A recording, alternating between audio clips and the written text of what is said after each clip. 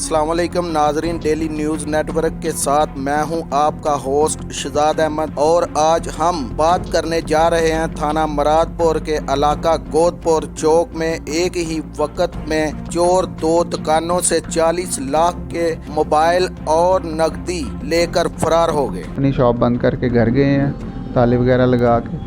सुबह हमें कॉल आई है कि आपकी दुकान के ताले जो हैं तोड़े गए हैं। एक हमारी शॉप है, एक साथ 2 मीटर के फासले पे। तो चोर बड़ी दीदा दिलेरी से आए हैं, उन्होंने हमारे ताले काटे हैं, एंगलें काटी हैं।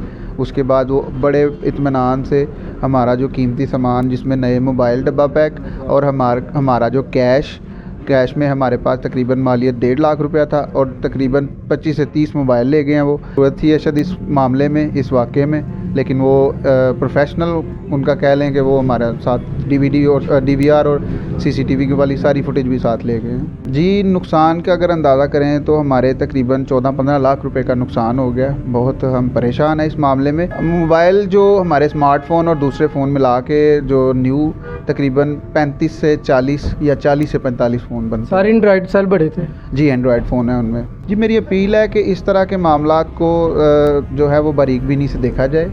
शहर सियालकोट या पाकिस्तान का कोई भी शहरी है वो अपने आप को ये महफूज समझे कि मैं अगर मतलब अपनी शॉप लॉक करके जा रहा हूँ या इस तरह का कोई मामला है तो वो महफूज हो, जिस तरह ना हो जिस तरह हमारे। जी बिल्कुल, ऑन स्पॉट हमने कॉल की थी सुबह 15 पे जब हमें इतला मिली, ठीक है, तो वो मौके पर आ गए थे। उन्होंने फोरेंसिक टीम भी आई जिसने फिंगरप्रिंट की मदद से कोशिश की कि जो किस तरह मुल्ज़िमान की तरफ पहुंचा जाए, वो कोशिश कर रहे हैं। और हमारी जो है वो एप्लीकेशन भी हो गई है और उन्होंने कहा है मज़ीद आपकी FIR करके इंशाल्लाह CDR की मदद से, IME रिपोर्ट की तो मदद से आपका जो है मोबाइल ट्रेस कर लिए जाएंगे।